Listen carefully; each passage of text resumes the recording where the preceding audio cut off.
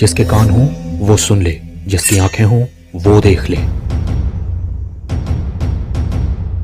हम उन लोगों के लिए विशेष धन्यवाद देना चाहते हैं जो हमें एसबीआई पे, गूगल पे और पेपलिंक के द्वारा हमारी सेवकाई में बोते हैं। डिस्क्रिप्शन बॉक्स में दिए हुए लिंक से आप भी बो सकते हैं। ये है हमारे 3 चैनल्स और टेलीग्राम पर अब आपको इजराइल से जुड़ी हुई न्यूज मिलेगी और ऐसे वीडियोस जो यूट्यूब पर डाले नहीं जा सकते। सबको जय मसीह की। मेरा नाम विपिन कुमार यादव है और मैं आज आपको अपने जीवन की गवाही बताना चाहता हूं। मैं पास्टर हूं और प्रभु यीशु मसीह की सेवा करता हूं। ऐसा क्या हुआ मेरे जीवन में, ऐसी क्या घटनाएं घटी मेरे जीवन में जो मैं मसीह में आया। जैसा कि आप देख रहे हैं कि मेरे नाम के पीछे यादव जुड़ा है और हम यदुवंशी हैं और हमारा जो है ये सोच थी कि हम कृष्ण जी के वंशज हैं, कृष्ण जी की जीनियोलॉजी से आते हैं। लेकिन एक सुपर नेचुरल घटना ने मेरे पूरे जीवन को बदल कर रख दिया। मेरे घर में, मेरे परिवार में एक मेरी वाइफ है, मेरे 2 बच्चे हैं और मेरी जो पृष्ठभूमि रही है वो मेरे पिताजी एक किसान थे। हम लोगों के पास ज़मीनें हैं, आज भी हैं और एक तरह से हम जमींदार फैमिली आप कह सकते हैं हम लोग हैं। तो उस तरह से पैसे की तो कोई समस्या नहीं थी हमारे घर में। लेकिन हमारी जो परिवार था वो ज़्यादा रिलीजियस नहीं था, वो ज़्यादा धार्मिक परिवार नहीं था। और जब तक मैं पैदा नहीं हुआ था मेरी मम्मी जो है एक मिट्टी का दिया आग पे रखती थी और मेरी माताजी भी कोई ज़्यादा धार्मिक प्रवृत्ति की नहीं थी और उस आग में जो है घी डाल करके जो है वो उसको चिमटे से पकड़ के जो है उसके स्थान पे रख देती थी और अगले दिन जब यूज़ करते थे तो वही पुरानी बाती जो दिए में होती उसी को यूज़ कर लेती थी। मेरी माताजी ज़्यादा पूजा पाठ करने वाली भी नहीं थी। पूजा के नाम पर गोवर्धन पूजा हमारे यहाँ होती थी क्योंकि हम यदुवंशी हैं और हमें सिखाया गया था कि हम कृष्ण जी के वंशज हैं, कृष्ण जी की जीनियोलॉजी से आए हैं हम सब लोग। ऐसा हमारे उधर विश्वास किया जाता है कि हम कृष्ण के वंशज हैं। तो हमारे घर में जो जन्माष्टमी का त्यौहार था, जिस दिन कृष्ण जी का जन्म हुआ, वो बड़े धूमधाम से मनाया जाता था और व्रत और उपवास के नाम पर हम जो हैं बचपन में सिर्फ जन्माष्टमी का व्रत रखा करते थे क्योंकि उसमें हम उस दिन हमारे घर में बहुत सारे पकवान बनते थे और आप जैसा जानते हैं बच्चों को पकवान पसंद होते हैं और फिर हम पूरा दिन उसमें जो है जो घर में मिठाइयाँ बनती थी उसको खाते थे और हमारे घर में खूब दूध होता था, खूब घर के ही सब मिठाई बनती थी तो खूब हम इंजॉय किया करते थे। मेरी उम्र जो है वो 40 साल है। लेकिन बचपन से ही मैं जो हूँ एक एक खोजी स्वभाव का एक बच्चा था और मैं आपको अपने जन्म के बारे में थोड़ा सा बताना चाहता हूँ। मेरी जो माताजी हैं उनको एक रोग था हमारे जो है इलाके में, जो कहा जाता है कि एक मसान का उनको रोग था। ऐसा माना जाता था कि जिस बाथरूम में जिसको ये रोग है वो लेडीज़ नहाती हैं या उसको यूज़ करती हैं और अगर कोई कुंवारी लड़की जो है उस बाथरूम को यूज़ करे तो उसको भी वो रोग लगने की संभावना थी और ऐसा उनका विश्वास था हमारे लोगों का। तो हमारी जो बुआ थी और उनको इस प्रकार से जो है वो बाथरूम वगैरह यूज़ करने की जो है मनाही थी और रोग जो है उसमें उसको अच्छा नहीं माना जाता था समाज में। मुझसे पहले मेरे कई भाई बहन जो है वो मर चुके थे और लेकिन मेरे माँ-बाप को जो आस थी कि एक बच्चा हमें मिल जाए और एक बच्चा हमें पैदा हो जाए, तो मेरा जन्म वैसा हुआ। मैं थोड़ा-सा मसान के रोग के बारे में बताना चाहता हूँ। उसमें गर्भ गिर जाते हैं औरतों के, औरतें जो है कंसीव नहीं कर पाती कई बार। तो मेरे माँ-बाप बड़े लालायित थे और बड़ी प्रॉब्लम से भी जूझ रहे थे कि हमें एक बच्चा हो जाए। जब मेरे जन्म से पहले मेरी माताजी के जो बच्चे थे वो गुज़र गए थे, तो उस परिस्थिति को देखते हुए मेरी नानी ने मेरी मम्मी को कहा और हमारे इलाके में जो है एक पीर था और वो बहुत माना हुआ पीर था। बहुत लोग जाते थे और ऐसी मान्यता थी उस पीर की कि वहाँ जो मन्नत माँगते हैं हम, मन्नत हमारी पूरी हो जाती हैं सारी मन्नतें। तो मेरी माताजी को लेकर के मेरी नानी उस पीर पे गई और वहाँ उन्होंने धागा बाँधा और वहाँ मन्नत माँगी कि अगर पीर बाबा आप एक बच्चा हमें देंगे तो हम जो हैं उसको आपको अर्पण करेंगे। और उसकी निशानी ये होती थी कि बच्चे के पैरों में जो है बेड़ियां बांध दी जाती थी, नीले धागे दोनों पैरों में बांध दिए जाते थे।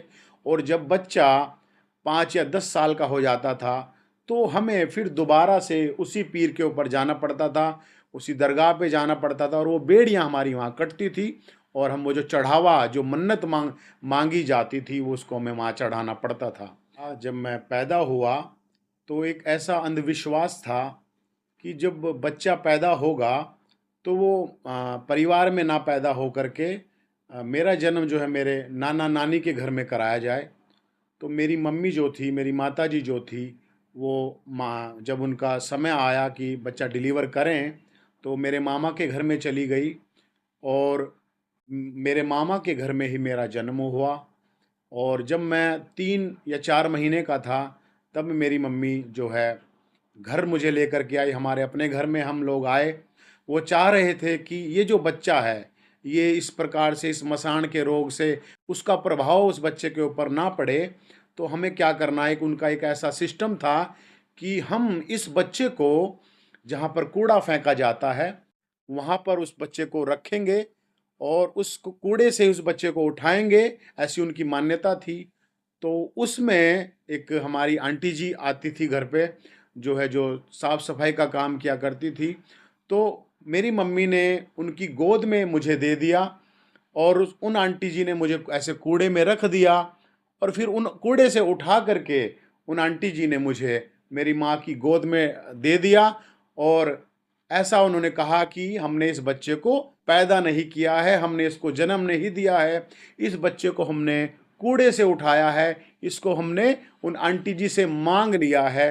तो जो सिस्टम था उसमें मेरा नाम पड़ गया कि ये मांगा हुआ बच्चा है, ये मांगा हुआ बच्चा है। जैसा हम शमूएल की किताब में भी पढ़ते हैं बाइबल में कि जो है हन्ना ने उसको परमेश्वर से किस प्रकार से मांगा, और शमूएल का अर्थ ही होता है कि मुंह मांगा हुआ या मांग करके पाया हुआ बच्चा।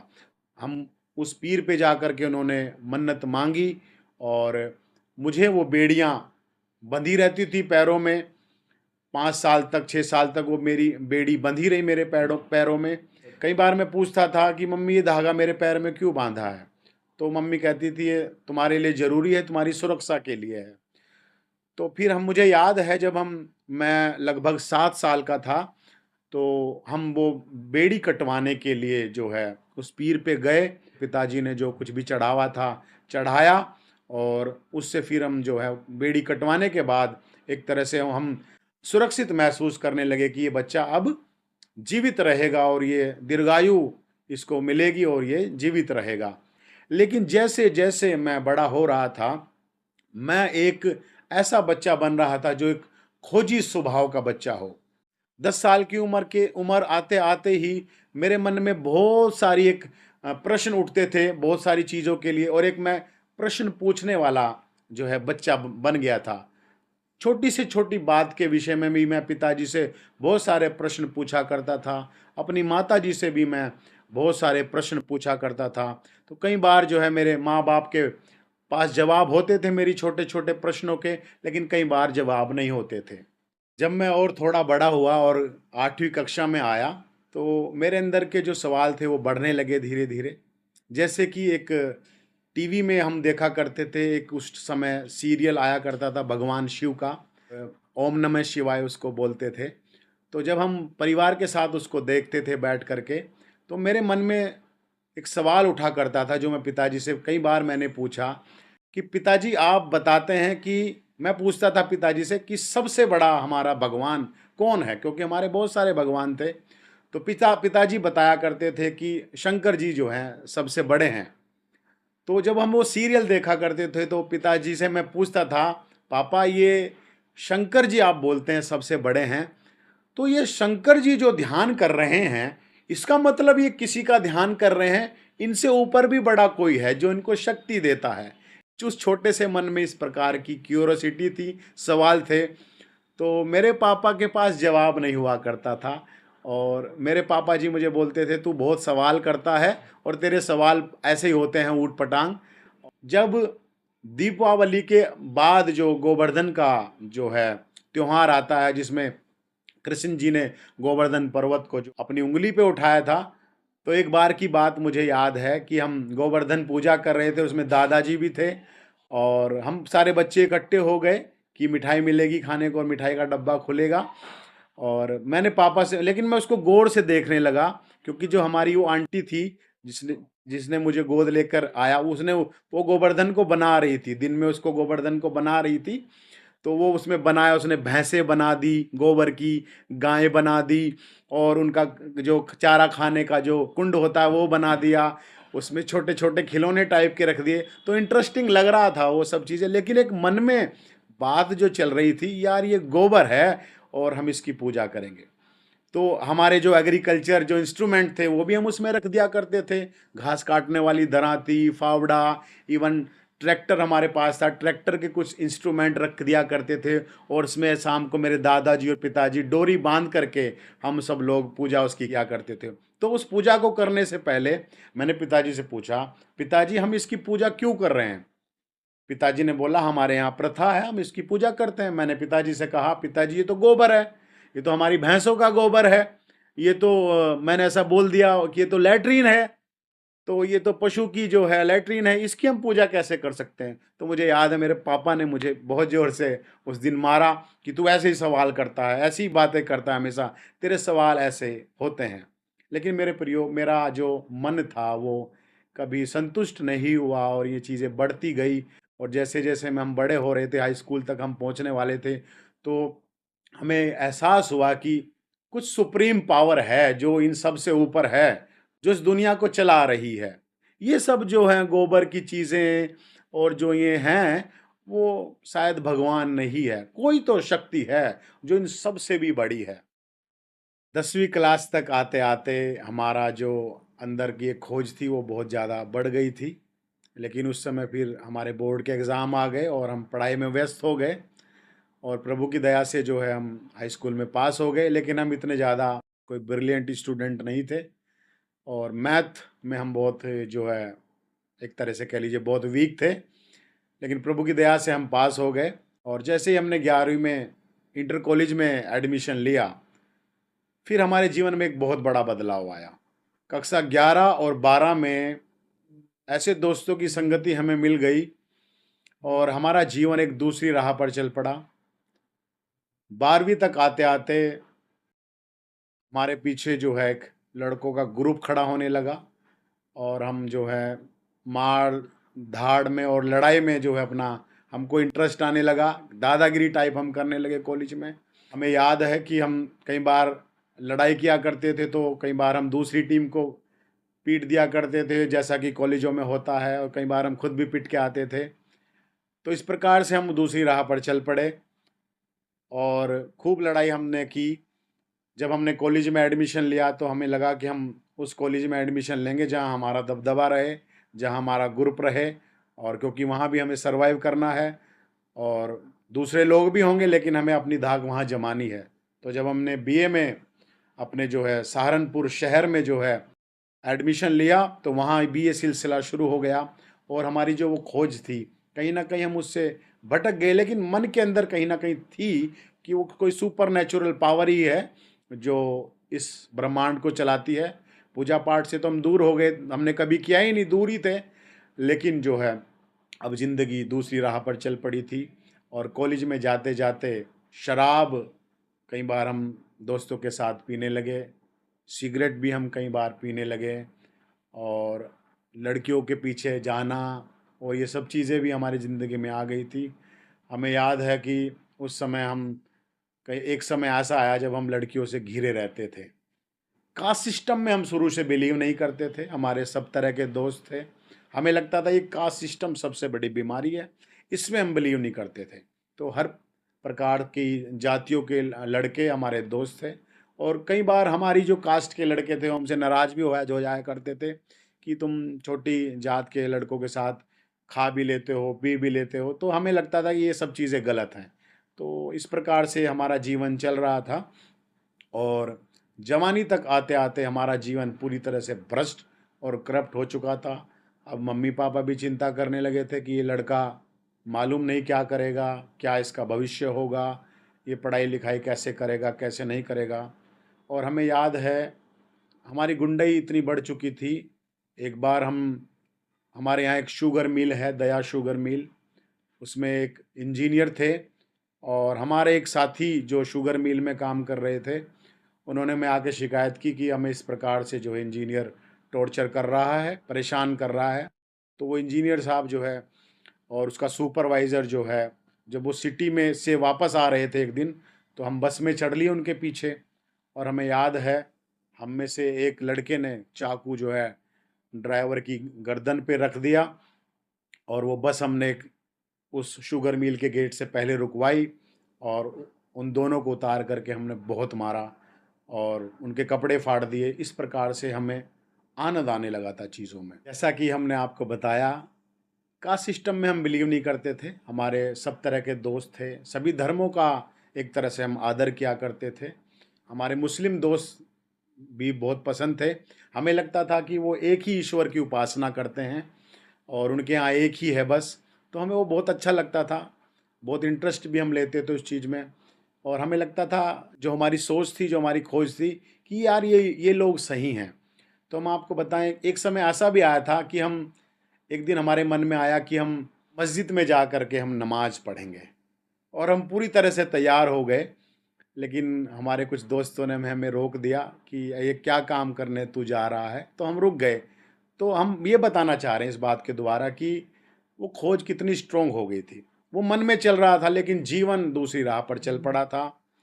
शराब, सिगरेट, लड़ाई झगड़ा, और वो बढ़ने लगा। और हम कई उस टाइम ऐसे संगठनों के भी संपर्क में आ गए जो इनसे नफ़रत करना सिखाया करते थे। स्पेशली हमें मुसलमानों से नफ़रत करना हम सीख गए और क्रिश्चियनों से हम नफ़रत करना सीख गए।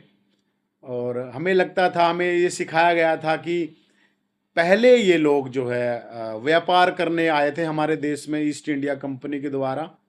और हम पढ़ते भी थे वो चीज़, क्योंकि हम हिस्ट्री के स्टूडेंट रहे हैं।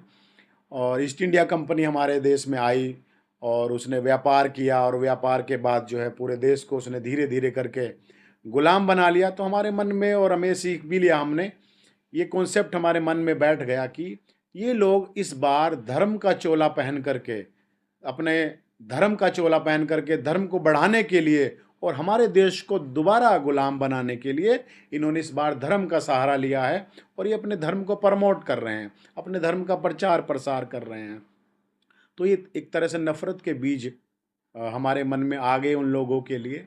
और एक बार हमें याद है, हमारे कुछ ग्रुप के लोगों ने प्लान किया कि हमारे बगल में एक चर्च चलता था गांव में, तो हम वहाँ जाएंगे और उन लोगों को हम पिटाई करेंगे उन लोगों की। तो उस दिन से हम तो जा नहीं पाए, लेकिन हमारे जो दोस्त लोग और जो टीम गई और उन्होंने जाके चर्च में तोड़ फोड़ किया, उनके जो है माइक्स वगैरह तोड़ दिए। और मेरे एक दोस्त ने आकर के मुझे बताया कि विपिन, मैंने एक लड़के के हाथ में, शायद वो पास्टर ही रहे होंगे, हॉकी मारी है और उनका जो हाथ है ये टूट गया है। तो मुझे बड़ा आनंद मिला और मैंने कहा ठीक है, इन लोगों को ऐसे ही सबक सिखाना चाहिए। अच्छा काम किया तूने भाई। मैंने उसको बहुत शाबाशी दी और बढ़िया किया आपने। इस प्रकार से हमारा जीवन बढ़ रहा था। तो ये जो है, ये दबंगई सब कहीं फैल गई थी और थोड़ा सा लोग डरने भी लगे थे। तो लेकिन कास्ट सिस्टम जो था वो मेरे मन में अभी भी नहीं पूरी तरह से आ पाया था कि जो है। तो मेरा एक दोस्त जो है वो मसीह में विश्वास ले आया था। मुझे नहीं मालूम था वो कब विश्वास ले आया। और उनका नाम विकास है, वो आज हरिद्वार में पास्टर हैं। तो वो मेरे पास आया करता था और मुझे मसीह यीशु के बारे में जो है वो बताया करता था। तो हम उसको बोलते थे, अरे यार, लोग हमारी पूजा करते हैं, हम कृष्ण के वंशज से हम लोग आए हैं, उसकी जीनियोलॉजी से आए हैं, लोग हमारी पूजा करते हैं, हम क्यों विदेशी धर्म को और विदेशी देवता को माने। हमारे पास अपने देवी देवता हैं और तुम्हारा ब्रेन वॉश कर दिया उन लोगों ने, तुम कन्वर्ट हो गए हो। पता नहीं तुम्हें उन्होंने क्या दिया है, मुझे नहीं मालूम, छोड़ो उस चीज़ को। हाँ, मुझे बाद में पता चला वो लगातार हमारे लिए प्रार्थना किया करता था और उसको थी चिंता कि भैया जो हैं वो भी सच्चे परमेश्वर को जान जाएं, सच्चे प्रभु को जान जाएं। तो हमारी उसकी कई बार बहस होती थी और हम उसको, क्योंकि हम हिस्ट्री के स्टूडेंट थे, हम उसको काट भी दिया करते थे उसकी बातों को कई बार, क्योंकि वो भी अभी नया नया ही बढ़ रहा था। और उसको बहुत सारी बातों की जानकारी नहीं थी। तो लेकिन उसने अपना प्रयास करना नहीं छोड़ा। वो बार बार आता था कि यीशु मसीह ही सच्चा परमेश्वर है, भैया आप यीशु मसीह से प्रार्थना करें। तो हम उसको बोलते थे, विकास यार बार बार तुम मेरे पास आते हो, यही बात करते हो, ये बात मत किया करो। हैं, बाकी अपनी दोस्ती है, ठीक है, सब हम दोस्त हैं, लेकिन ये सब चीज़ें नहीं करनी हैं। लेकिन जो है उसने अपना प्रयास करना जारी रखा। तो कई बार मुझे बुरा भी लगता था, मैं उसको डांट दिया करता था। तो हमें याद है एक दिन 27 जुलाई का वो दिन था, और 2007 जब हम पोस्ट ग्रेजुएट कर रहे थे, एमए हमारा फर्स्ट ईयर था, और वो भाई हमारे पास आया और कहने लगा, भैया आज क्या कर रहे हैं आप? मैंने कहा क्यों, बताओ क्या बात है? तो उसने हमें कहा कि चर्च चलेंगे आप हमारे साथ? कि मैंने कहा यार तू क्यों हमें बार बार चर्च ले जाने की कोशिश करता, क्या है चर्च में? हैं? तो उसने कहा कि एक कोरिया से टीम आई हुई है, वो कुछ प्रोग्राम वगैरह भी करेंगे, आप देख सकते हैं, आपको अच्छा लगेगा। मैंने कहा हम नहीं जाएंगे, और गर्मी है और जुलाई का महीना, हम तो आराम करेंगे, सोएंगे। तो वो बेचारा निराश होकर के चला गया। लेकिन कहीं उसी दिन, पता नहीं, मुझे नहीं मालूम, कुछ मेरे अंदर से, मेरे मन ने कहा कि नहीं, इसको बहुत इग्नोर किया है और उसको बुरा भी लग गया है, और इतना अच्छा लड़का है वो, उसको जो है इस तरह से निराश नहीं करना चाहिए। तो मैंने उसको बुलाया, विकास, वो गेट तक जा चुका था, मैंने उसको आवाज़ दी और मैंने कहा ठीक है यार, चलते हैं आज तुम्हारे साथ, चलो आज तुम्हारा चर्च भी देखेंगे कैसा होता है। तो मैंने उसको अपने बाइक की चाबी दी कि चलो गाड़ी तुम ही चलाओ और हम बैठेंगे पीछे और हम चलेंगे चर्च।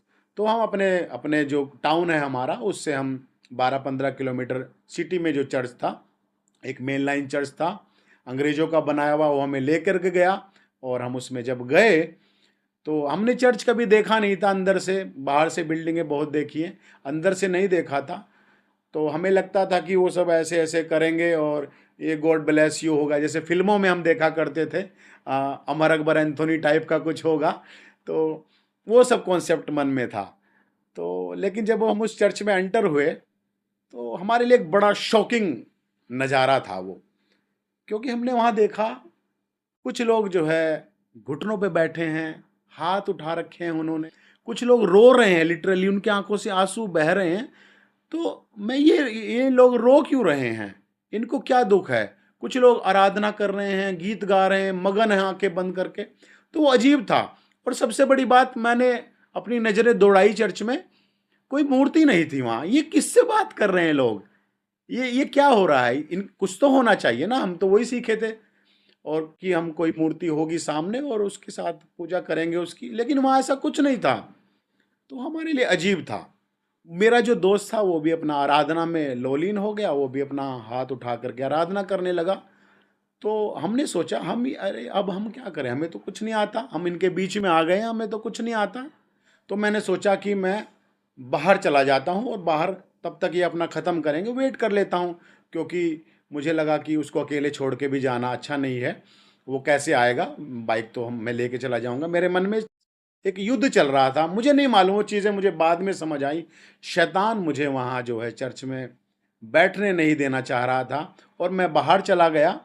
और बाहर जा कर के मैं सोचा कि मैं अपनी बाइक लेके निकल जाता हूँ, लेकिन फिर मेरे मन में आया कि उस भाई को लेके भी जाना ज़रूरी है। तो सोचा कि चलो इंतज़ार कर लेते हैं थोड़ी देर।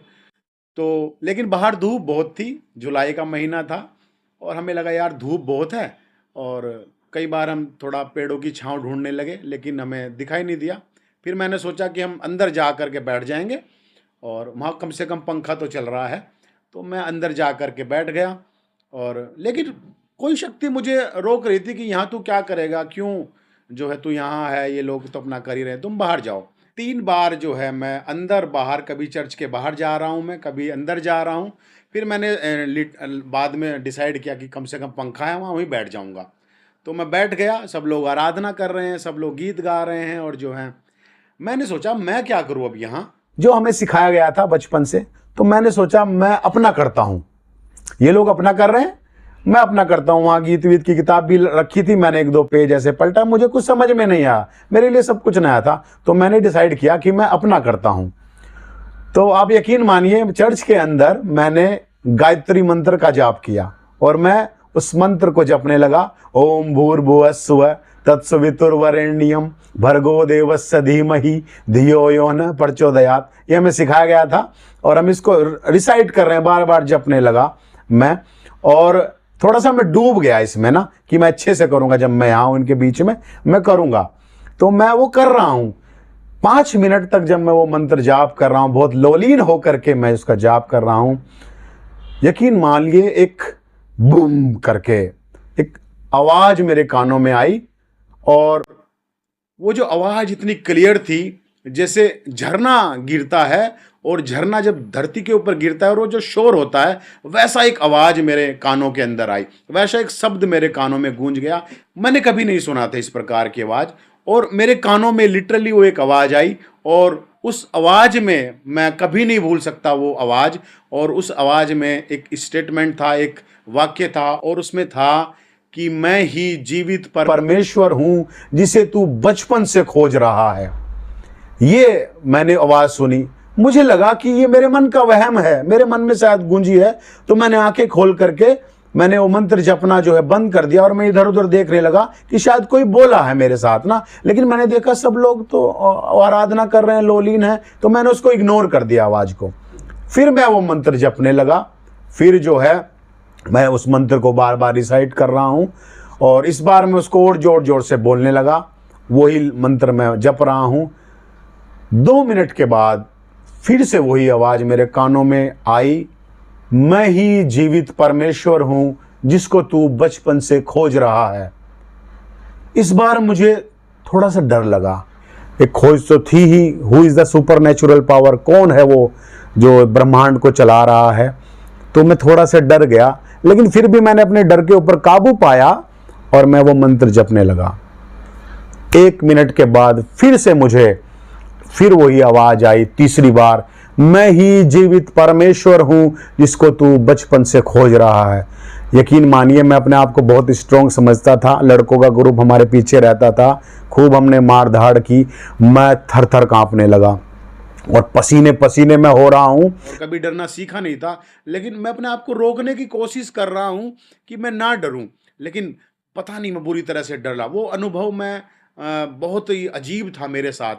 तो लिटरली फिर मेरे हाथ जो है वो है अचानक अपने आप ही ऑटोमेटिकली जो है वो आसमान की ओर उठने लगे, और मेरी आंखों से पानी का झरना बहने लगा, मोटे मोटे आंसू गिरने लगे, और जैसे ही मेरे हाथ आसमान में उठे, एक नैनो सेकंड्स में जो है एक फिल्म मेरी आंखों के आगे तैर गई, और जितने मैंने पाप किए थे, जवानी में पाप किए थे, वो एक एक करके बहुत तेजी के साथ मुझे याद आ रहे हैं, और मैं बुरी तरह से रोने लगा। मैं अपने आप को कंट्रोल करने की कोशिश कर रहा हूं कि मैं ना रोऊं, लेकिन जितना जितना मैं अपने आप को रोक रहा हूं, और ज़्यादा मेरा रोने का मन है, और ज़्यादा मैं रो रहा हूं। और जब मैं रो रहा हूं और मेरे हाथ ऐसे हैं, तो मैंने कहा, प्रभु अगर आप ही सच्चे परमेश्वर हैं, आप ईसा मसीह हैं, और अगर आप ही सच्चे परमेश्वर हैं जो इस ब्रह्मांड को चला रहे हैं, इस दुनिया को चला रहे हैं, आज मैं अपना जीवन आपको देता हूं। और मैंने उनसे हाथ जोड़ करके माफ़ी मांगी कि प्रभु आज के बाद जो है मैं गलत काम नहीं करूंगा, और मैं आज से आपकी भक्ति करूंगा। और कहीं ना कहीं वो खोज मेरी शायद उस दिन पूरी हुई, और वो पहला इनकाउंटर था मेरा जब मैं पहली बार ही चर्च में गया, और यीशु मसीह के साथ मेरा वो साक्षात्कार था, पहला इनकाउंटर था, और पहली बार में ही मैं जो हूँ, यीशु मसीह ने मुझे जो है इस प्रकार से मेरे साथ बर्ताव किया।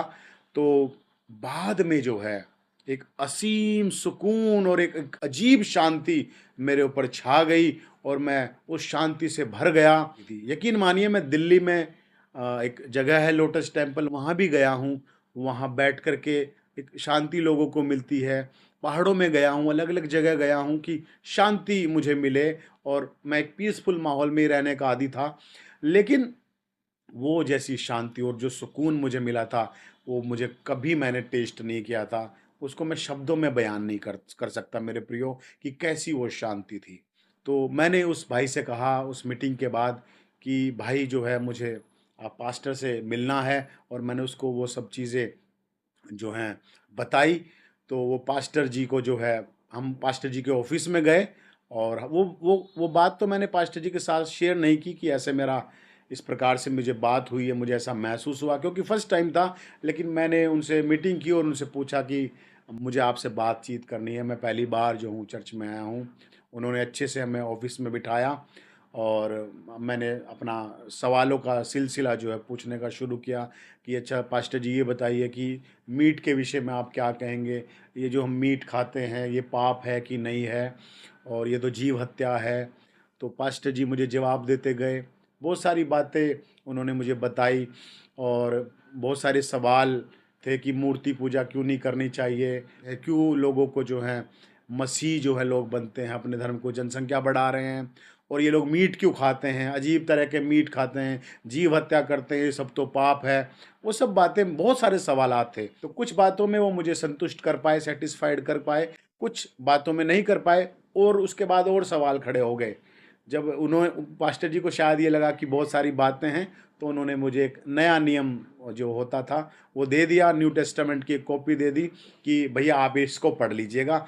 और यकीन मानिए मैं घर आया और मैंने वो नया नियम, क्योंकि मैं पढ़ने का बहुत आदी था, और उसमें जो है नॉवेल मैं पढ़ा करता था, और कॉमिक्स जो होती थी, कॉमिक्स हम पढ़ते थे, और पूरा कॉमिक्स का हम सेट ले आया करते थे।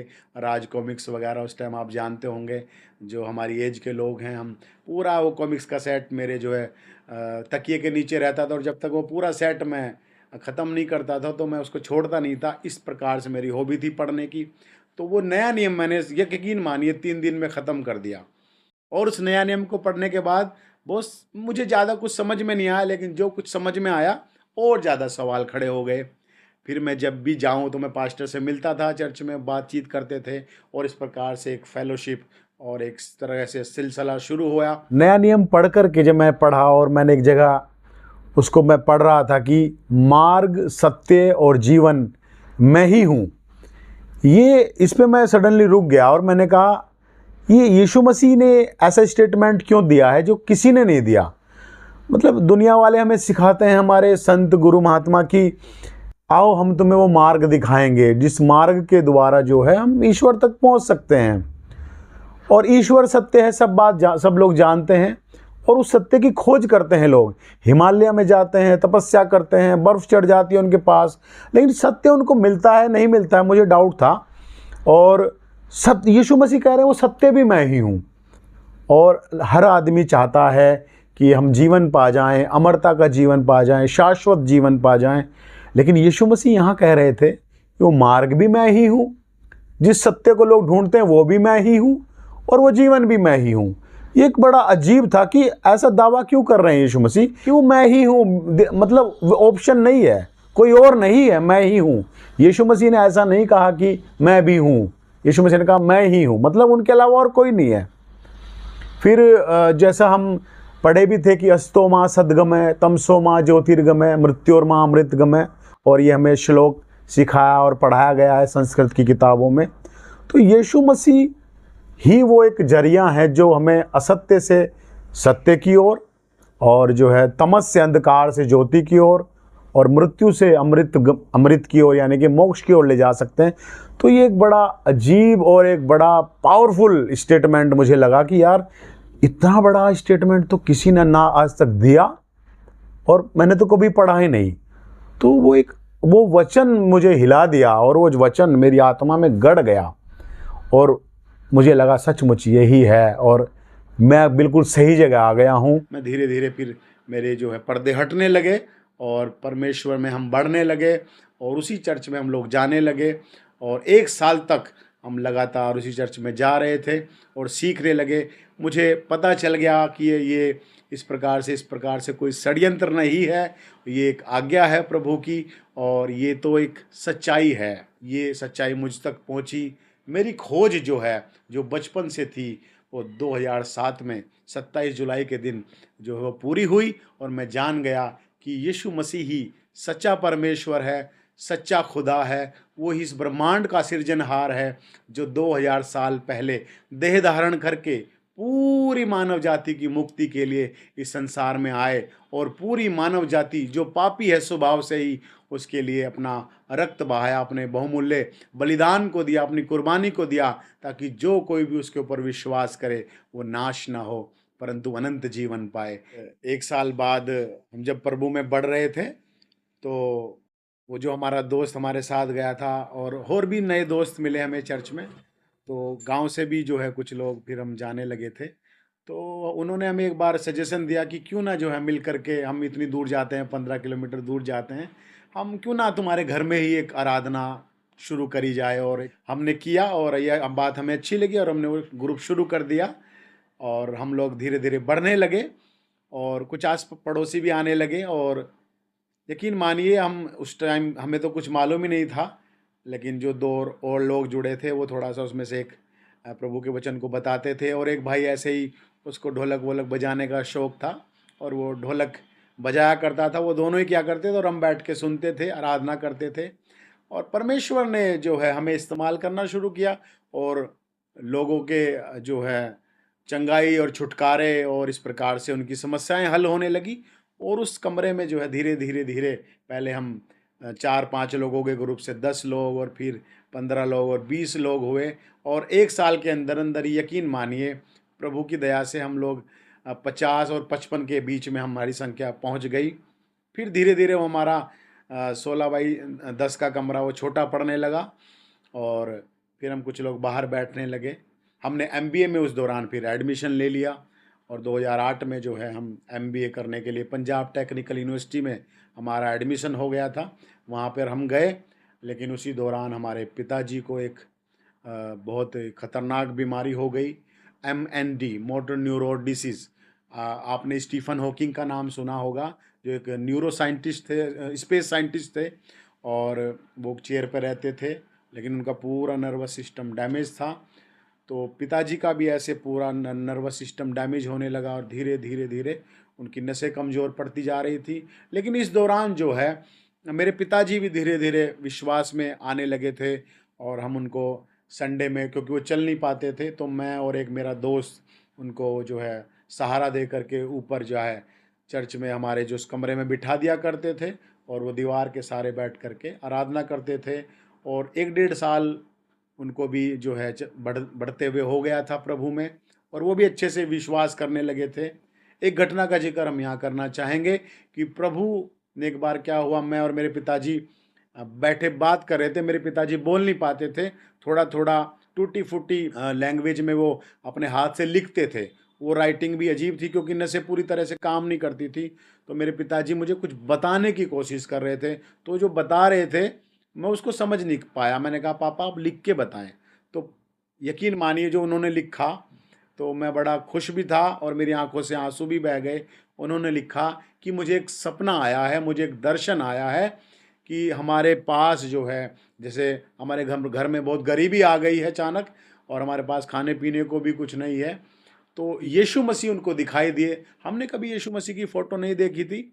तो पिताजी ने जो बताया वो वाकया और जो उनका वेशभूषा यीशु मसीह की बताई, तो मुझे लगा सचमुच प्रभु ने इनको सपना में आए हैं। और यीशु मसीह ने कहा कि मत डरो, ऐसे हाथ किया और मैं तुम्हारे साथ हूँ। मैंने पूछा पापा आप बताइए कैसे दिखते थे यीशु मसीह? तो उन्होंने लिख करके बताया कि उनकी ऐसे लंबी नाक है और ऐसे लंबे बाल है। कभी हमने फ़ोटो भी नहीं देखा था। और दाढ़ी है और पैरों में इस प्रकार की जो पुराने ज़माने में वो जुतियाँ पहनते थे वैसी सैंडल हैं। और अचानक मेरे मुंह से निकला कि पापा अब आपका जाने का समय आ गया है। मैंने ये बात उनको कह तो दी, लेकिन मेरी आंखों से आंसू आ गए कि मैंने ये क्या बोल दिया। तो पापा भी थोड़े इमोशनल होकर के रोए, लेकिन पापा ने कहा ठीक है कोई बात नहीं, जैसी प्रभु की इच्छा। तो इस प्रकार से 2009 में जो है मेरे पिताजी प्रभु में सो गए। उनकी सेवा करने के लिए एमबीए मुझे बीच में छोड़नी पड़ी। मैं 3 महीने की अपनी एमबीए की पढ़ाई कर चुका था, लेकिन मैं बीच में उसको ड्रॉप करके पिताजी की सेवा करने के लिए जो है घर पे आ गया, क्योंकि मेरी आत्मा ने गवाही नहीं दी कि मैं अपनी पढ़ाई करूं और पापा इस हाल में हैं। क्योंकि मैं बड़ा घर का मैं ही हूं, मेरा भाई उस टाइम जो है इतना बड़ा छोटा ही था। तो हम जो है घर पे आ गए, उनकी सेवा करी। लेकिन 2009 में पिताजी चले गए, लेकिन मेरी पढ़ाई जो है बीच में ड्रॉप हो गई थी एमबीए की। लेकिन हम सब अनाड़ी थे, हमें कुछ नहीं मालूम था। तो बीच में जो है कुछ ऐसी घटनाएं हुई, कुछ ऐसे इशू हो गए कि वो फेलोशिप हमें बीच में रोकनी पड़ी और वो भाइयों ने भी आना जाना बंद कर दिया घर में। 1 साल तक पूरे वो जो है हमारा कमरा ऐसे ही सूना पड़ा रहा। हम जो है मैं सुबह शाम जो है उसमें प्रार्थना किया करता था, क्योंकि मुझे पास्टर नहीं बनना था। और लोगों ने मुझे कहा कि आप भैया शुरू कीजिए, कि अगर कोई नहीं आ रहा है तो आप शुरू कर लो। तो मैंने कहा यार मुझे पास्टर नहीं बनना, क्योंकि मुझे लगता था कि मैं पास्टर के लायक नहीं हूँ और मुझे बनना भी नहीं था, क्योंकि मैं अपनी एमए कंप्लीट कर चुका था और मुझे एमबीए में जाना था और एमबीए करनी थी, और एमबीए कर करके एक अच्छी जॉब लेनी थी या एक अपना बिजनेस सेटअप करना था। उसके बाद जो है एक अर्निंग के साथ मेरा ऐसा सोचना था कि मैं जो प्रभु के दास या सेवक लोग हैं उनको अपने पैसे से मैं सेवा करूंगा। मुझे लिटरली पास्टर नहीं बनना था, बिल्कुल नहीं बनना था। तो 1 साल तक हम जो है उसको बंद किए रहे कमरे को, और मैं उसमें बैठ करके प्रार्थना किया करता था कि प्रभु अपने किसी सेवक को यहाँ भेजें, ताकि जो ये लोग हमें मिले थे ये फिर से शुरू हो सकें। और 2012 में फिर हम जो है वो शुरू किया, और हमें एक प्रभु के दास को जो है हम लेकर के आए 17 जो है जुलाई को, और दिन मंगलवार था। और 2012 में हम जो है उन पास्टर जी को लेकर के आए अपने घर में। उनका सारा सामान हमने जो है अपनी ट्रैक्टर ट्रॉली जोड़ करके उनको सारा सामान ले करके हम उनको अपने घर पे लेके आए कि आप हमारे घर में रहिए और हमारा ऊपर का जो पोर्शन है उसको यूज़ कीजिए। हमने अपना घर खोल दिया था प्रभु के लिए, और आप यहाँ सेवकाई कीजिए, आप यहाँ अच्छे से लोगों को सिखाइए। और फिर अचानक बहुत तेज़ी के साथ जो है हम लोग बढ़ने लगे। 60-65 जो लोग थे हम वो जुड़ गए। फिर हमने नीचे लगाना शुरू किया आंगन में चर्च। खूब बड़ा आंगन था हमारे घर का, क्योंकि उस कमरे में लोग नहीं आ पा रहे थे। तो नीचे फिर मिरेकल और चंगाई और छुटकारे होने लगे, और लोग दूर दूर से आने लगे। और जो उन पास्टर जी के साथ भी लोग जुड़े हुए थे वो भी आने लगे, और हमारे आंगन में 300 लोग 400 लोग इकट्ठे होने लगे, और प्रभु की महिमा होने लगी। कई बार जो है बारिश आ जाया करती थी, और हम संडे के दिन जो, क्योंकि हमारे ऊपर शेल्टर नहीं था, खुले आंगन में हम करते थे, और हमें लगता था कि यार चलो एक बिल्डिंग भी हमारे पास होनी चाहिए। तो हमने फिर जो है गांव वालों ने ही जो है थोड़ा थोड़ा पैसा इकट्ठा कर करके एक छोटा सा टुकड़ा ज़मीन का लिया, और उस ज़मीन के ऊपर जो है बनाने के लिए तो पैसा नहीं था, लेकिन लोगों ने खुले दिल से दिया, और उस ज़मीन को हमने जो है उसके ऊपर मैं निर्माण करना शुरू किया। 300 गज हमने जगह खरीदी, और हमने उसके ऊपर एक बिल्डिंग का निर्माण किया, और हम बहुतायत के साथ जो है बढ़ने लगे। फिर पार्किंग के लिए भी हमने एक 300 गज ज़मीन खरीदी, और एक अच्छा खासा जो है सेटअप हमारे गांव में हो गया। हम जो है हमें तो सेवा करनी नहीं थी, तो हम पास्टर जी को कभी कभी असिस्ट कर लिया करते थे, उनके साथ चले जाया करते थे गांव में लोगों से मिलने के लिए। हमें वो बात अच्छी लगती थी। चिन्ह और चमत्कार हो रहे थे, लोग जो हैं पवित्र आत्मा पा रहे थे। और शुरू से ही जब से मैं मसीह में आया था, मेरे अंदर भी एक उत्सुकता थी, एक बहुत ज़्यादा मुझे उस चीज़ की नीड थी कि मुझे भी पवित्र आत्मा का अभिषेक पाना है, पवित्र आत्मा का दान पाना है। लेकिन कई साल हो गए थे, मैं पवित्र आत्मा मेरे ऊपर नहीं उतरा था पूरी रीति से। तो एक दिन संडे का दिन था, 2012 की बात है ये, और नीचे आंगन में हम आराधना कर रहे थे। तो उस दिन जो है अचानक ही प्रभु का अभिषेक मेरे ऊपर आया, क्योंकि पास्टर ने जो है जो पवित्र आत्मा पाना चाहते थे लोग, उनके लिए उनको आगे बुलाया और कहा वो खड़े हो जाएं लोग, और जो है आगे आकर के हम प्रार्थना करेंगे। और जब पास्टर जी ने जो है प्रार्थना की, तो उस दिन मैं भी पवित्र आत्मा का अभिषेक मेरे ऊपर आया, और जैसा पहला इनकाउंटर मेरे साथ हुआ था, ठीक वैसा ही दोबारा मेरे साथ हुआ। थर थर जो है कांपने लगा, और जो है दोबारा से ठंडा गर्म एहसास मुझे हो रहा है। रो रहा हूँ मैं बुरी तरह से, बिलक बिलक कर, और मेरा मन इस वार कर रहा है कि मैं अपने आप को रोकूँ ना और बह जाऊँ उस फ्लो में। और अभिषेक जैसे मेरे ऊपर आया, और 2 शब्द मुझे अन्य भाषा के मिले, और मैं उन्हीं 2 शब्दों को पहले मैं मंत्र रिसाइट कर रहा था, मंत्र जप रहा था। इस बार मुझे 2 शब्द मिले, अन्य भाषा के 2 शब्द मिले। पवित्र आत्मा ने मुझे शब्दों से अभिषेक किया, और मैं उनको बार बार लगातार बोल रहा हूँ। और यकीन मानिए हमारा चर्च काफ़ी लंबा चलता था। हम शुरू जो है 10:30 बजे करते थे, और ख़त्म जो है 3 बजे होता था। जब मुझे पवित्र आत्मा मिला उस दिन मैं 1 से 1.5 घंटे तक रोते हुए, बिलखते हुए, और बड़े आनंद के साथ भी जो है उस अन शब्दों को जो है बोलता गया। आज मेरे पास शब्दों का भंडार है, पवित्र आत्मा के शब्दों का भंडार है। कई बार मैं ऐसी भाषाएं भी बोलने लगता हूं जो मुझे लगता है ये तो आज नया हुआ है मेरे साथ। बहुत सारी वोकेबलरी है मेरे पास। 2 शब्दों से मेरी शुरुआत हुई थी, आज पूरी एक शब्दावली मेरे पास है। और मुझे बड़ा आनंद होता है जब मैं पवित्र आत्मा में बढ़ता हूँ, अन्य अन्य भाषा बोल बोल करके मैं दुआएं करता हूँ। और जब मैं अपनी पर्सनली प्रार्थना करता हूँ, सचमुच मैं घंटों घंटों अन्य भाषा बोलता हूँ और मुझे पता भी नहीं चलता कि मैं कितनी देर से मैं प्रार्थना और घुटनों पे बैठा हुआ हूँ। मैंने एक एमआर की जॉब के लिए इंटरव्यू दिया, मेरा उसमें सिलेक्शन हो गया और मैं एक मेडिकल रैप के तौर पर जो है काम करने लगा। 1 डेढ़ साल मैंने वो काम किया मेडिकल रैप का।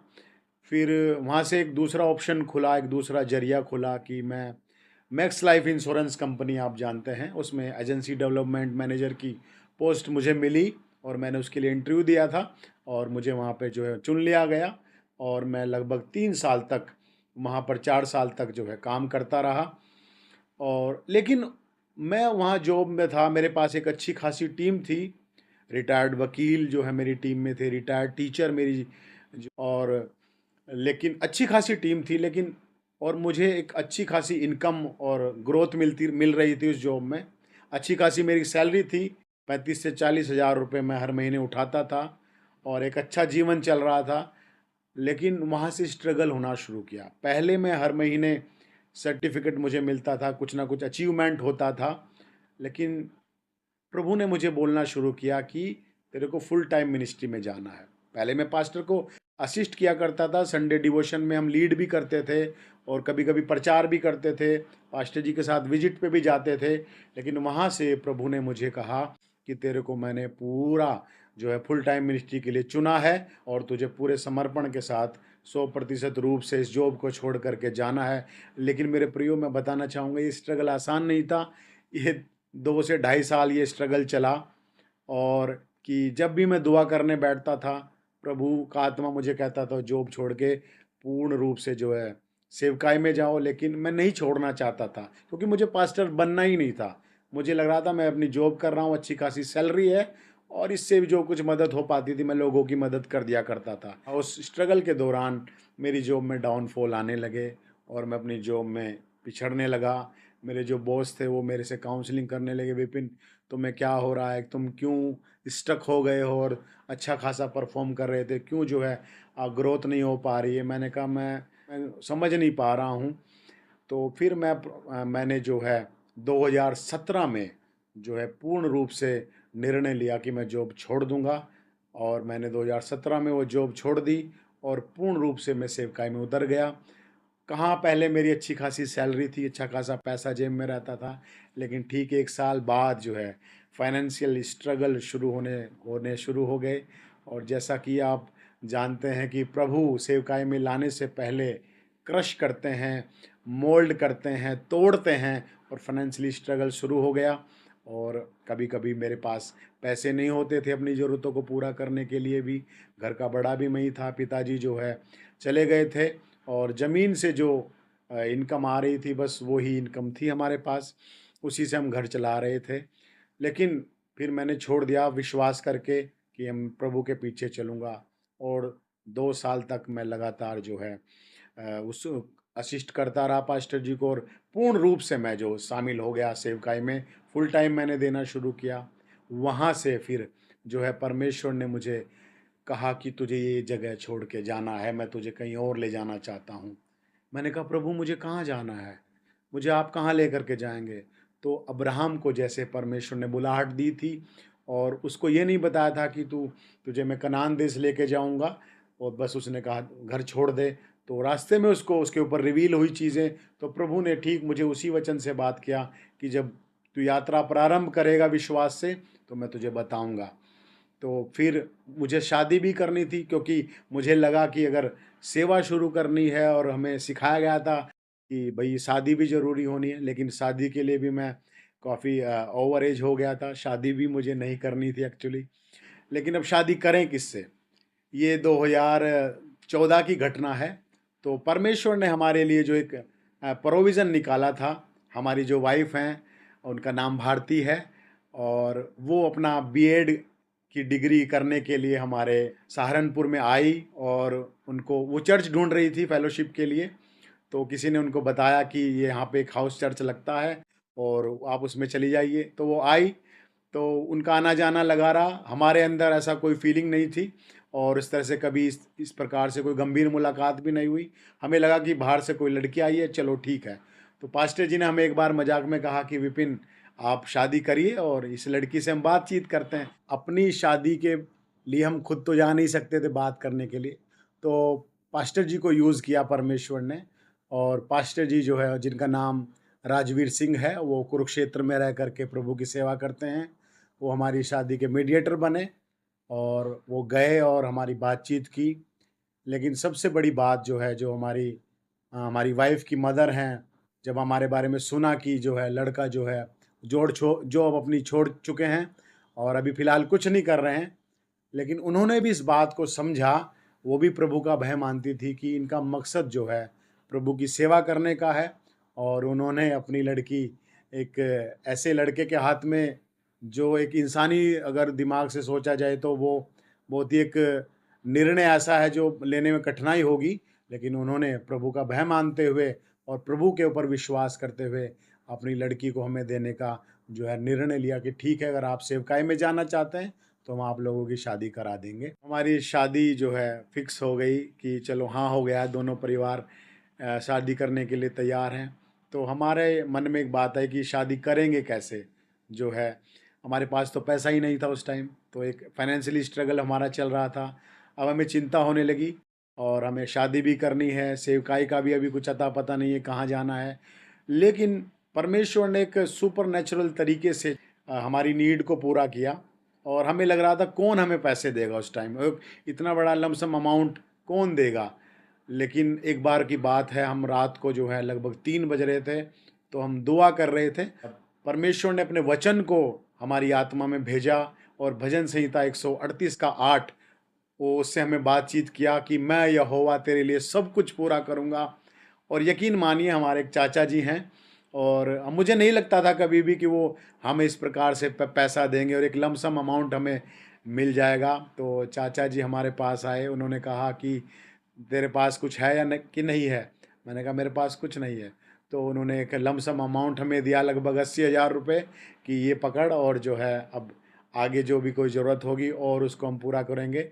और तो मुझे एहसास हुआ सचमुच, ये जो सुपरनैचुरल काम हमारे जीवन में हुआ, जब हमारे पास 1 रुपया नहीं था, ये केवल खुदा ही कर सकते हैं, ये केवल प्रभु यीशु मसीह कर सकते हैं।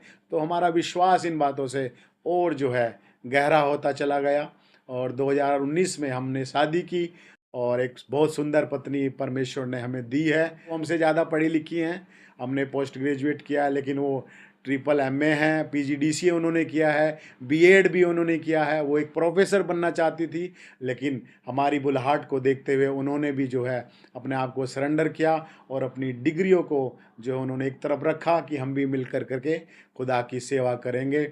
और लेकिन जब हमारी यात्रा शुरू की और हमें नहीं मालूम था हमें कहाँ जाना है, किस तरफ जाना है, तो हमारे लिए परमेश्वर ने द्वार खोला। और उनके एक अंकल थे झांसी में, वो एक मिशनरी थे। उन्होंने हमें फ़ोन पे बातचीत किया कि अगर आप एक मिशनरी बनना चाहते हैं, अगर आपको बुलाहट है और अगर अपने एरिया को छोड़ कर के आप दूसरी जगह जा कर के सेवा करना चाहते हैं, तो आपका स्वागत है। हमने प्रार्थनाएं की और फिर प्रभु ने हमको गाइड किया कि हमें ये जो हमें जो है इस सेवकाई को अपनाना चाहिए और हम जो है उस सेवकाई का हिस्सा हो गए। और 2020 में कोरोना आ गया बीच में, उसके बाद 2021 में हमने फतेहपुर में हम लोग गए, यूपी में, और वहाँ से हमने सेवकाई का आगाज़ किया और उस संस्था के माध्यम से हम जो है सेवकाई कर रहे हैं। एज ए मिशनरी के तौर पर हम दोनों पति पत्नी मिलकर के सेवा में जुट गए और फिर हम एक ट्रेनिंग प्रोसेस से भी होकर के गुजरे। हम बेंगलोर गए और तमिलनाडु में होसूर नाम की जगह पर हमने जो है ट्रेनिंग भी की, दोनों पति पत्नी ने। यहाँ पर मैं एक और सुपर नेचुरल घटना का जिक्र करना चाहूँगा। हमें एक बेटी हो चुकी थी और वो लगभग आज जो है 6 साल की है। लेकिन जब हम ट्रेनिंग पीरियड हमारा चल रहा था और हम यूपी ईस्ट में थे, तो उस दौरान जो है मेरी वाइफ कंसीव कर गई और 4 या 5 महीने का गर्भ था उनको। कि ट्रेनिंग पीरियड के दौरान जो है, जब इस प्रकार की घटना घट जाती है, कोई किसी की वाइफ प्रेग्नेंट हो जाती है, तो वो बोलते हैं कि अब आप डिसीजन लीजिए, अब आप निर्णय लीजिए कि आप जो है ट्रेनिंग कंटिन्यू करेंगे या आप अपने घर जाएंगे, आप घर पे जाके डिलीवरी कराएंगे। तो वो चीज़ बड़ा एक चिंता का विषय हो गई कि प्रभु 1 साल 1.5 साल से हम यहाँ हैं और हमारा ट्रेनिंग पीरियड काफ़ी लंबा हो रहा था। तो मैं एक दिन क्या हुआ कि इस चीज़ से बड़ा व्याकुल हो गया और मैं एक रूम में चला गया अपने, और मैंने कमरा बंद करके, दोपहर का समय हो रहा है, फतेहपुर में काफ़ी गर्मी पड़ रही है, तो मैं काफ़ी व्याकुल होकर के प्रार्थना कर रहा था और काफ़ी अन्य-अन्य भाषा में मैं दुआ कर रहा था। मेरे आँसू बह रहे थे और परमेश्वर ने मुझे अपने वचन से बातचीत किया। परमेश्वर ने कहा, मेरा सोने का कटोरा तेरे पास है। जब हम उत्पत्ति में पढ़ते हैं कि जब जो है इस्राएलियों के पास अनाज ख़त्म हो गया और अकाल का समय था और वो लोग अनाज लेने के लिए आते हैं, तो यूसुफ जो है अपना जो कटोरा है उनके बोरों में रख देता है। तो परमेश्वर ने मुझे वहाँ पर कहा कि तू यूसुफ है। छोटे भाई के बोरे में उसने जो कटोरा रखा था, अपना चांदी का कप रखा था कि मेरा सोने का कटोरा तेरे पास है, तू किसी भी बात की चिंता ना कर, तू मेरे जिगर का टुकड़ा है। तो वो एक एक जो फिर इनकाउंटर हुआ वो इतना डीप और गहरा था कि मैं बयान नहीं कर सकता उस चीज़ को। और मैं सचमुच परमेश्वर का धन्यवाद दिया और मुझे आभास हो गया इस चीज़ का कि जो है मेरी वाइफ के घर में जो एक लड़का है, और उस इनकाउंटर को मैं भूल ना जाऊं, उस घटना को मैं भूल ना जाऊं। उस बात को लिए जो है जब मैं रूम से बाहर आया, मेरी आंखों में आंसू थे। मेरी वाइफ ने मेरे चेहरे की तरफ देखा और वो समझ जाती हैं जब इस प्रकार से कोई घटना घटती है। मैंने कहा, भारती, उसके घर पे मैंने हाथ रखा कि ये लड़का है और परमेश्वर, जो भला परमेश्वर है, हमें लेकर के जाएगा। और वो भी रोने लगी और हम दोनों रो रहे हैं और हमने एक दूसरे को हग किया और सचमुच हमने उसका गर्भ में ही अपने बेटे का नाम भी रखा। उसका नाम हमने बेंजामिन रखा, लेकिन जो है अभी हम उसको सामर्थ बेंजामिन कहते हैं, क्योंकि मेरी वाइफ चाहती थी कि उसका नाम हम सामर्थ रखें। ट्रेनिंग करने के बाद जो है सेवकाई के लिए अपने सेवकाई क्षेत्र में गए। तो जब हम परमेश्वर का काम करने के लिए, प्रभु यीशु मसीह की सेवा के लिए निकलते हैं, तो एक है जिसको परेशानी होती है। शैतान नहीं चाहता कि हम यीशु मसीह के सुसमाचार को हर एक व्यक्ति तक पहुंचाएं, और वो अपना काम करता है। जैसे ही हम अपने सेवकाई के क्षेत्र में पहुंचे, एक बहुत भयानक मेरी वाइफ का जो है हुआ एक्सीडेंट, और मेरी बेटी भी, छोटी बेटी जो है उसके साथ थी उस टाइम। और कुछ लोग जो है बुलेट पे आए और शराब उन्होंने पी रखी थी। मेरी वाइफ जो है कुछ कपड़े मेरे बच्चों के लिए लेने के लिए गई और उन्होंने पूरा उसको जो है बुलेट से जो है टक्कर मार दी, और मेरी बेटी भी सड़क पे पड़ी जा कर के। लेकिन परमेश्वर का धन्यवाद, मेरी बेटी को जो है खरोच नहीं आई। मेरी बेटी उस समय जो है 3 साल की थी, और लेकिन मेरी वाइफ का जो है पूरा हाथ यहाँ से यहाँ तक टूट गया था और उनके सर में बहुत भयंकर चोट आई थी। पूरे पूरे बाल उनके जो है ब्लड से भीग गए थे, चिपक गए थे, और इतना एक उंगली जितना गहरा गड्ढा उनके सर में हो गया था।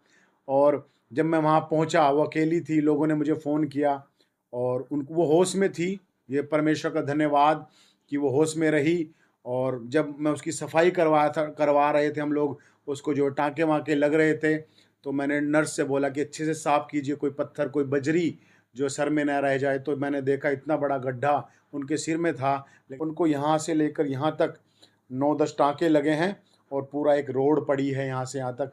लेकिन परमेश्वर का धन्यवाद, प्रभु ने उनको बचाया, मेरी बेटी को बचाया। शैतान जो है नहीं चाहता कि हम सेवा करें, प्रभु यीशु मसीह की खिदमत करें।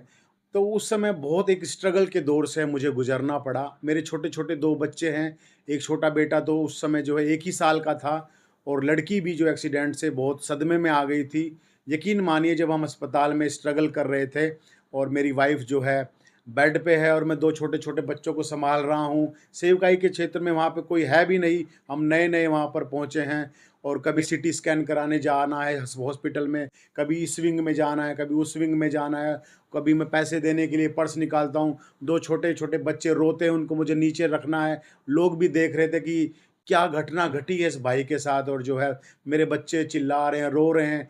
परमेश्वर जो है मुझे सँभाल रहा था। शैतान ने तो कोई कसर नहीं छोड़ी थी मेरा मन तोड़ने के लिए। उसने पूरा अपना ज़ोर लगाया था कि मैं जो इस सेवकाई क्षेत्र से वापस चला जाऊँ और प्रभु यीशु मसीह की सेवा ना करूं। बहुत उसने कोशिश की, बहुत प्रयास किया और मेरे जो है मोरल को डाउन करने की कोशिश की, लेकिन हमने निर्णय लिया कि हम यहीं रहेंगे और प्रभु की सेवा करेंगे, चाहे कुछ भी हो जाए। हम यीशु मसीह की सेवा करने के लिए आए हैं और हमारा पूरा जीवन उसी की सेवकाई के लिए हमने समर्पित किया है और हमने वापस लौटने का निर्णय नहीं लिया। और परमेश्वर ने अद्भुत रीति से फाइनेंस का भी प्रबंध किया। मेरे पास उस समय पैसे भी नहीं थे और बहुत सारे लोग मेरे लिए खड़े हो गए। बहुत सारे लोगों ने जो है अपने पैसे से मेरी मदद की, हॉस्पिटल के बिल चुकाए और हमारे जो है इस प्रकार से सारी चीज़ों का। और बहुत जल्दी मेरी वाइफ रिकवर हो गई थी और हम जो हैं आज भी उसी क्षेत्र में रह करके प्रभु यीशु मसीह की सेवा कर रहे हैं। बहुत ही रिमोट एरिया में, पहाड़ों के बीच में